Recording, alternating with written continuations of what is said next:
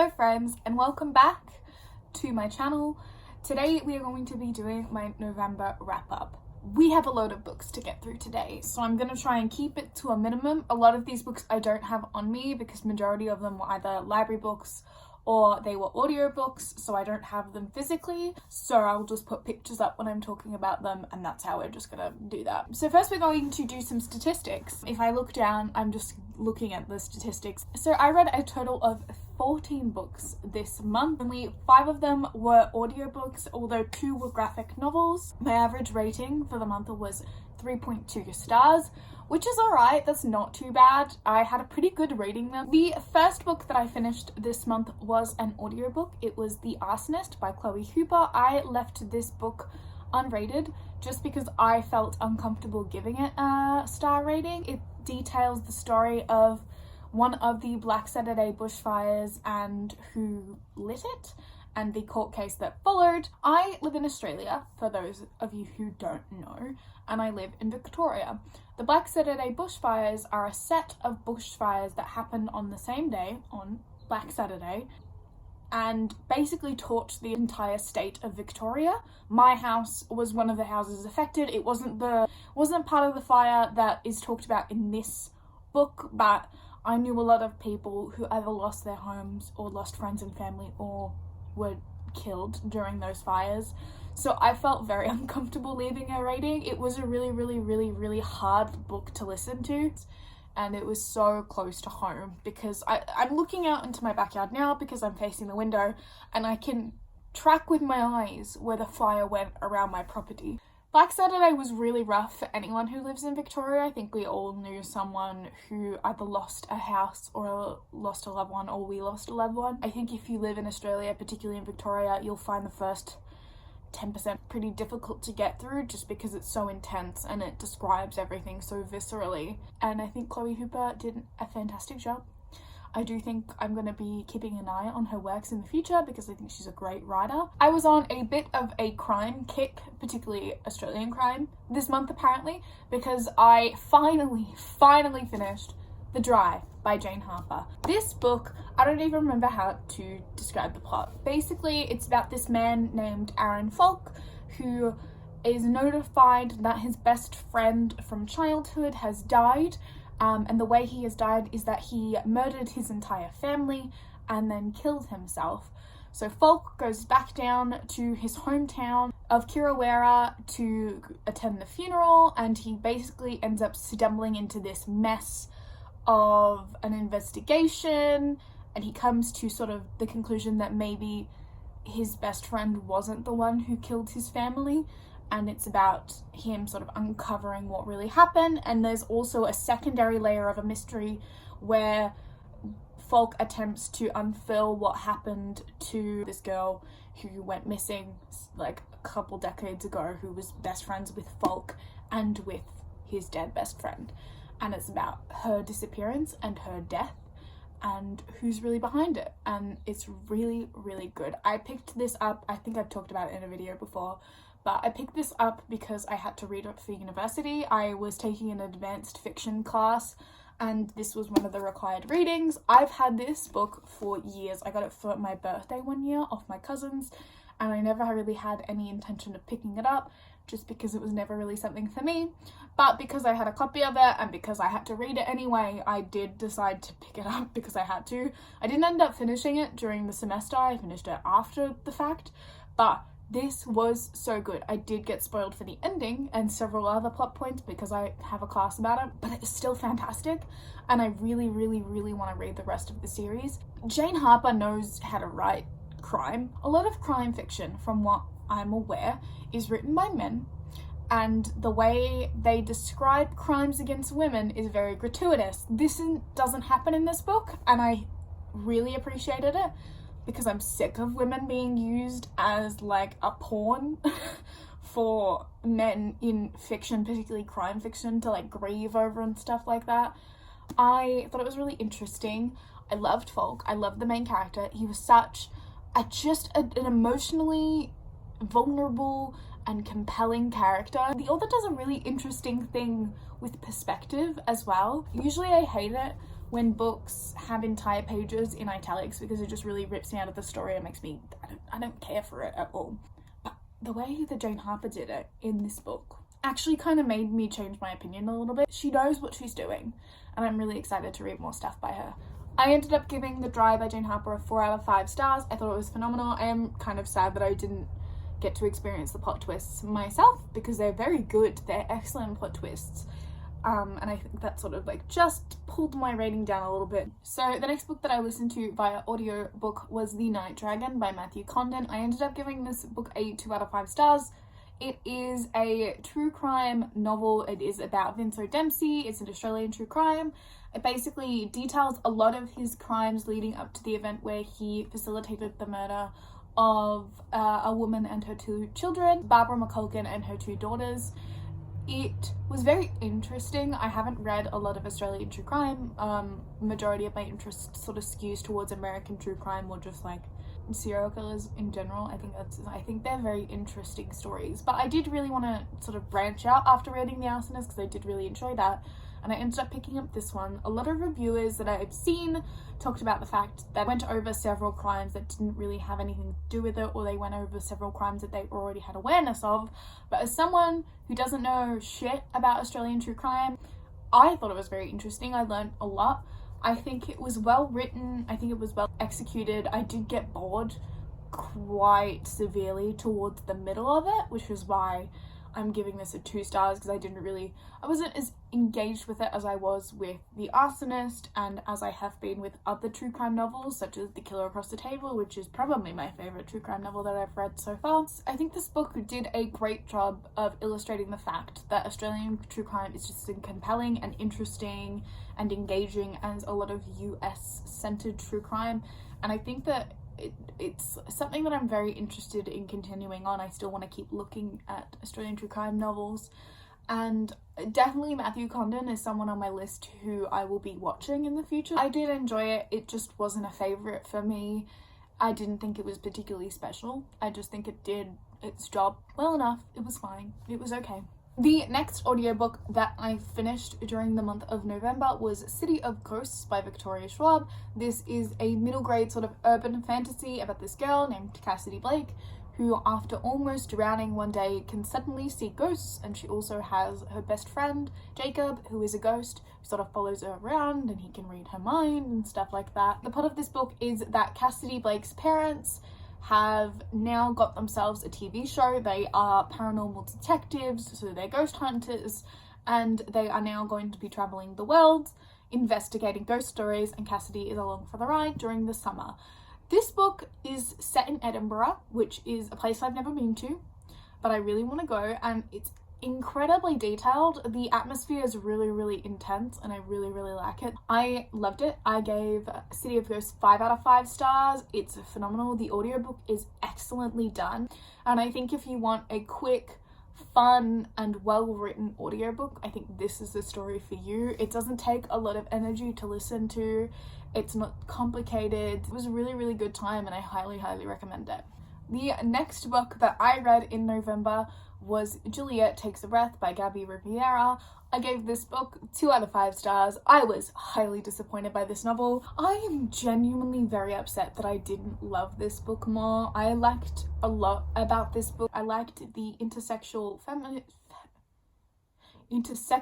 feminism. I really enjoyed the historical sort of research that the character Juliet did throughout this book.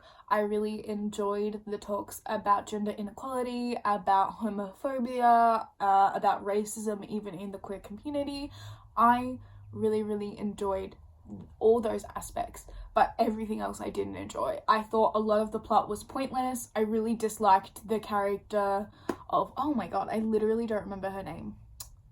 Fuck, what's her name? Hello, Brisbane? I really hated her character. She pissed me off so much. I disliked a lot of what Juliet did and said. I didn't really care for majority of the plot lines. I didn't see a point in a lot of the story. I thought that a lot could have just been taken out, would have streamlined the book a little bit more, made it shorter, made it more succinct, and I just really didn't like it. And I felt so bad about that fact after reading it, because I felt like such a white feminist not liking this book written by such a wonderfully spoken, eloquent person. But the thing is, I think this topic would have been done so much more compellingly as an actual like essay or like non-fiction book. I just think that this book was poorly structured. I thought the writing was inconsistent. Sometimes it was flowery and pretty, and other times it was just like, it just went straight into colloquialisms, and it was jarring the way those two shifted between each other. I just really want to read Gabrielle Riviera as like a non-fiction author, because she could have written this in such an interesting way. I think the idea of looking at historical women and sort of pulling feminist ideas from their struggles and their successes is a really, really compelling idea, and I would have loved to read a book about that, particularly about non-white queer women from history. But unfortunately that's not what we got, and I'm really disappointed in it. I do think it's an important story, but I think it's been done better in other books. The next audiobook that I finished was Tunnel of Bones by Victoria Schwab. Again, this is the second book in the Cassidy Blake series. I gave this 4 out of 5 stars. Again, it was fantastic. This one was set in Paris, which I have been to, and I've loved. I haven't been there in a few years. It was when I was a teenager. I went with like a study group for school because I used to do French. Don't ask me to say any French now because I won't be able to remember any. I really enjoyed it because I could sort of visualize where certain things were, and I really liked the fact that I could be like, oh, I know where that is, oh, I know what that is, oh, I know what this scene sort of looks like. I really, really appreciated that fact. I think, again, Victoria Schwab knows how to write atmosphere. She knows how to write tone. This was probably, out of the two, the more creepy, even though I don't think either of them are particularly spooky at all because they're for kids and I'm 21. I'm excited to listen to the rest of the series when they come out because I'm definitely going to keep picking them up. I will be getting the books at some point to physically read. The next book that I read, I gave a 1 out of 5 stars because it sucked. It was so bad. It was Night Chaser by Amanda Boucher. It was awful. It was so bad. It was so bad to the point where I actually kind of loved it because it was just atrocious. It was terrible. The story follows the main character, Tess Bailey, who is the captain of this specific ship, and her crew and herself have stolen a lab. And where this lab is from and why they have stolen this lab, really not sure. But basically, because they've stolen this lab, they are now being chased down by the intergalactic big bad, which is basically the intergalactic military, and in an attempt to sort of get away from them, the crew and Tess have sort of piloted into this area that is forbidden. Nobody goes there. It is a dangerous sector. It's just basically you don't go there unless you want to die. So they don't expect to be followed in there, and then they are.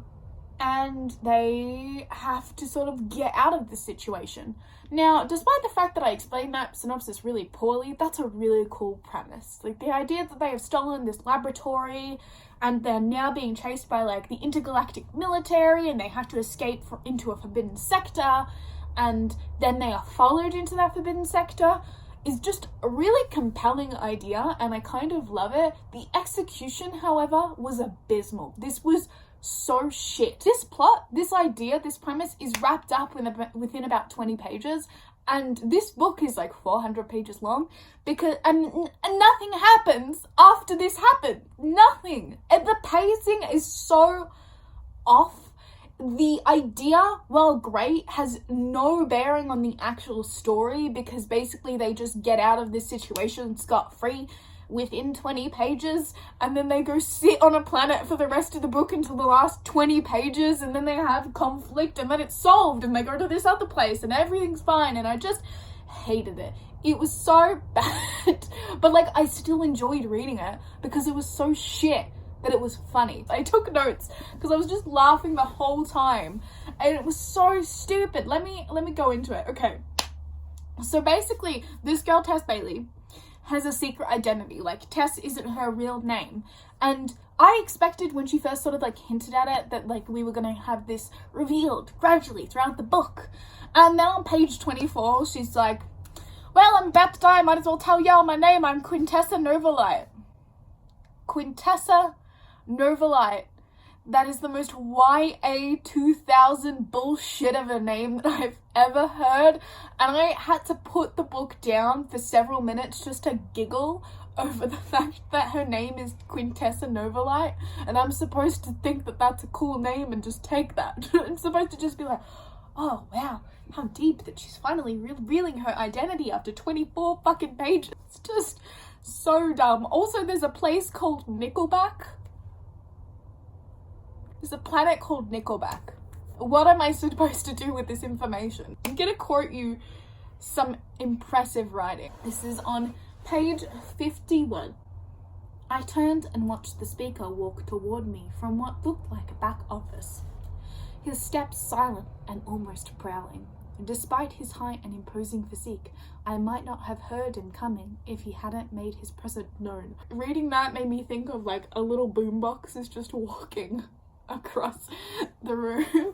Page 53, talking about how the fact that she wants to like adjust the hair of this stranger despite the fact she's known him for 2 pages. This is the love interest, by the way, predictably. Here we go. I usually resisted all forms of uniformity in conscious protest of the oppressive galactic order. Thank you, Lady Exposition Dump. Really needed that. Had he flirted with me and then gone off and been with some other woman all night? Page 80. She's known him for a day. A character who is a botanist who doesn't really do anything other than just be there, named Fiona, who's my favorite character because she's a botanist and she likes plants. It's described as having eyes on page 83 that are green, like her plants. Oh, there's also a cat named Bonk. His name's just Bonk, like Bonk. And her like reasoning for giving that name is because the cat would like nudge his head against her leg. I basically picked it up because my friend Ben was in a reading slump and I was like, okay, I'll borrow it from the library. We can buddy read it together. I had no interest in reading it, but we'll buddy read it together. And then he said that they're smart, so I was like, fucking ace, I'm in. The sex scenes are so cringeworthy. Like, I just sit there and read them and have to like continually put the book down because I felt so viscerally like uncomfortable. There's also a scene where Shade and Quintessa Novelite have a shower together and it's a cold shower and the main character describes his penis as being like real small because of how cold the water is. Like, how is that appealing in any way, shape or form? You're basically selling me this book on the premise of sex and then you're like, his dick is tiny. That's not arousing. That's not attractive. So I don't get why that was a description that I needed. Anyway, I gave this book 1 star. I don't know if I said that already, but it was so bad in like a great way. I cannot fathom the idea that this book is supposed to be taken seriously because the whole thing just is a shit post of a novel. Next book is a stark conflict to the one I just talked about. It's Slay by Brittany Morris. It was about this girl who is a young black woman who is a developer of a game that is a safe space for black people. And it is basically about race. It is about different forms of racism, sexism within the black community. And it was phenomenal. I really enjoyed this book. I was so surprised. I read it in less than a day. I was so surprised by how much I loved it because it was just fantastic. It's basically what Juliet Takes a Breath wants to be without being annoying and not good. It's basically just reminded me of The Hate U Give. It has a very it's very similar themes, obviously, and I think the execution here was superior to The Hate U Give in my opinion, and I'm pretty sure that Slay is a debut as well. Brittany Morris now has a fan in me. I'm definitely going to be picking up whatever she writes next. I am just so impressed by her ability as a debut writer to write something so phenomenal. Highly recommend it. Although that is not how video games work. They describe video games and VR in a way that is not realistic. But I suspended my disbelief because otherwise it's a fantastic book. Loved it. The next book that I picked up was a graphic novel. It was The Amazing Spider-Man, Who Am I? By Joshua Hale Filikov and Juan Bibilo, I think. I'm so sorry if I got those wrong. It's basically about Spider-Man losing his memory and then becoming a criminal and then realizing he's not a criminal because he's special and he has a really strong sense of identity. so he's never gonna really be a villain. This was stupid. I hated the art style. It was atrocious. The proportions were always off. I'm gonna put a couple pictures here just because it was not good. I really don't like the way that this artist draws characters. I think it's very exaggerated. It doesn't really work for a story like this. It doesn't work as a Marvel comic. This was basically one of my first forays into comic books, particularly Spider-Man comic books. It was my first foray into Spider-Man, and I was greatly disappointed because I love my boy Peter Parker, and this sucked. I hated it. The next book I'm going to be talking about very briefly because I'm filming a review for it. It is The Rage of Dragons by Evan Winter. I've been talking about this non-stop since I made this channel. It is so good. I finally finished it. I've been reading this for like a month. I read the first like 450 pages within like 2 weeks, and then I just didn't want to pick it up again because I didn't want to finish it because it's so amazing and I didn't want it to end. I loved it. It was so good. It was 5 out of 5 stars. This is one of my favorite books of all time. This is my favorite book of the year at this point. This is it. This was so phenomenal. I cannot stop talking about it. I work at a bookstore. I've requested it in at work so that I can sell it to people. All I do whenever someone's in the fantasy section is just talk at them about it. I'm just like, by the way, do you want a recommendation? I know you didn't ask me, but like, Rage of Dragons by Evan Winter, we're getting it in, buy it. It's so fucking phenomenal. This is a Zosha inspired fantasy. It is an epic fantasy. It is an adult epic fantasy. There is violence, there is gore, there's a magnificently executed revenge plotline that I have not seen done better in any other book that I've read ever, in any genre. This is so superior to everything I've read so far, and it's a debut novel. It is the first book in a new epic fantasy series, and it is exceptionally good. This book makes me so excited whenever I think about it. I will not shut up about it. I'm so happy. I'm so happy that I read this. This was so good. I'm not going to go into details too much because I'm doing a full review of it where I can yell about it very excitedly in that. It's so good. I just love it. I cried over it for hours. I just sat in bed and like wept when it was finished because it was fan-freaking-tastic, and you should read it because it emotionally devastated me, and I'm so excited about it. I'm so happy that this exists. It's just so amazing and I love it. It's so good. You should definitely read it. It's fantastic. Please pick it up for yourself. Please just...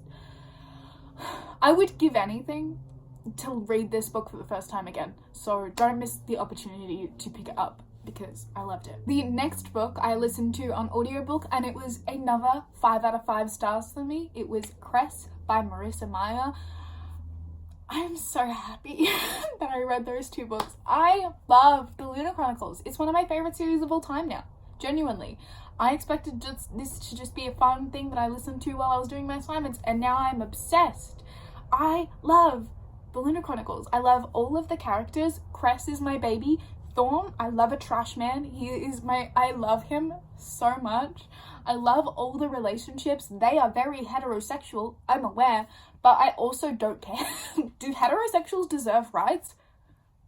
The Lunar Chronicles says they do, so like I guess they deserve rights. I can't really go into detail about the plot of Cress because it spoils the rest of the series, but it's phenomenal. Highly, highly recommend. If you haven't picked them up already because you thought they'd be a cringy YA series, just read them. They certainly surprised me. I did not expect to like them as much as I did. I read Cinder and I didn't really enjoy it the first time I picked it up, and then I listened to Scarlet and I was hooked, and then I listened to Cress and I was obsessed, and now I'm reading Winter physically and I am adoring it, despite the fact that that book is like 600 pages, so highly recommend. The next book that I picked up was Rules for Banishing by Kate Alice Marshall. I gave this book a 3 out of 5 stars. Basically, this book follows the main character Sarah, whose sister went missing one day on a road that vanishes. It's Lucy Gallows Road, and she was in search of the girl named Lucy Gallows, who's like a spectre in the night, and she's like a legend in this small town. So one day Sarah enlists the help of her sort of estranged friends, and they all enter this road in search of Becca, her sister, and it's trippy as hell. I really liked it. I particularly loved like the first, I think, third of the book. I was really, really invested in.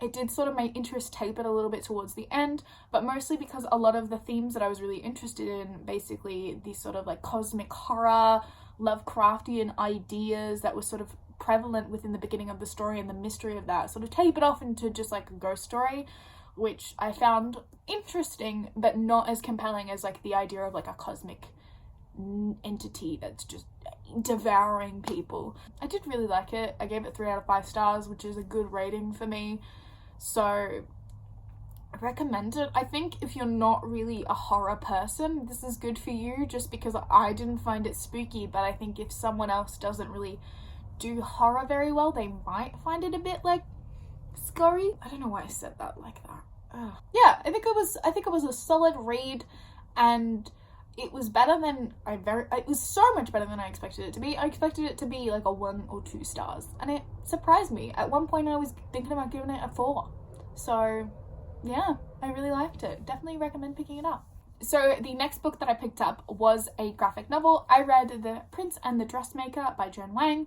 I gave this a 5 out of 5 stars. It was beautiful. I don't have it with me because I returned it to the library, but I loved it. It's about this young prince named Sebastian, I believe his name was, who likes to wear dresses, and he enlists the help of a designer and like a seamstress to make his dresses so that he can dress up at night and become the famous fashion icon Lady Crystalia. This book's beautiful.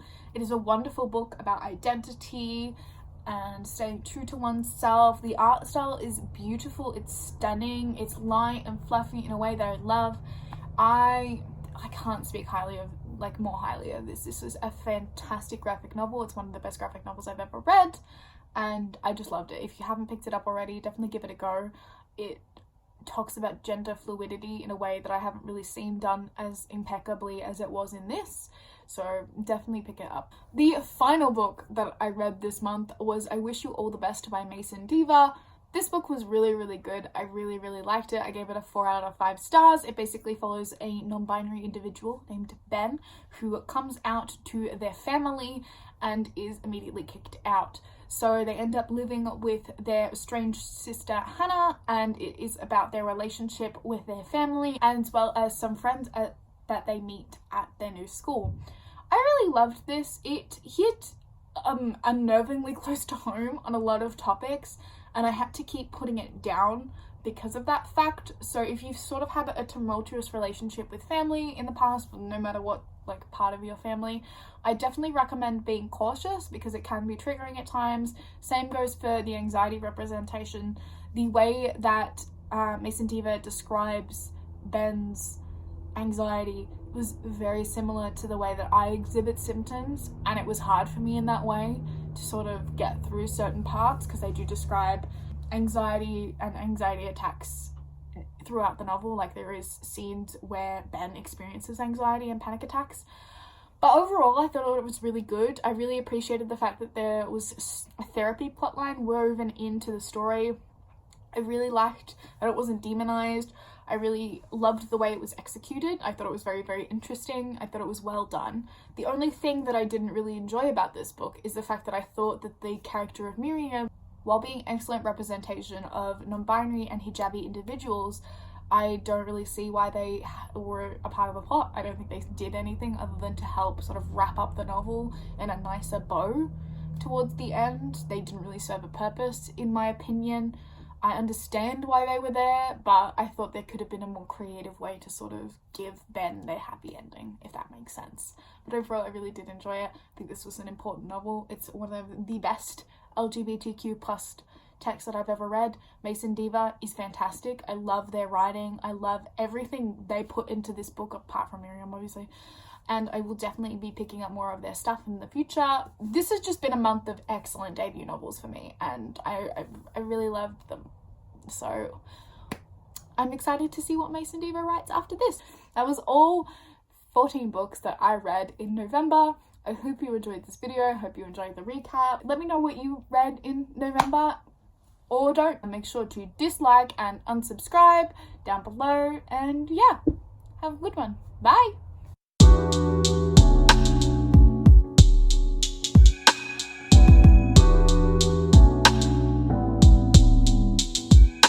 Is this the third coffee I've had today? Yes, it is. Is that a bad thing? Yes, it is. Do I care? A little. Is this shirt backwards? Can I like move this down a little bit?